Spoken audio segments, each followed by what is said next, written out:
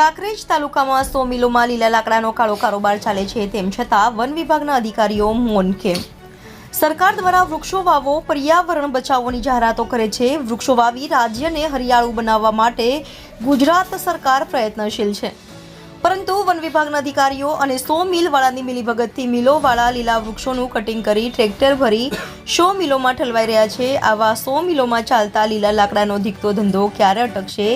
કાંકરેજનો વિસ્તાર થરાદ રેન્જમાં આવતો હોવા છતાં આજ દિન સુધી થરાદ રેન્જના અધિકારીઓએ કાંકરેજ તાલુકામાં લીલા વૃક્ષોનું નિકંદન કરતા તત્વો સામે કાર્યવાહી કરી નથી. એ પણ એક સવાલ ઊભો થયો છે. બનાસકાંઠા કાંકરેજ તાલુકામાં 100 મિલોના માલિકો લીલા વૃક્ષો કટિંગ કરી પર્યાવરણનો નાશ કરી રહ્યા છે.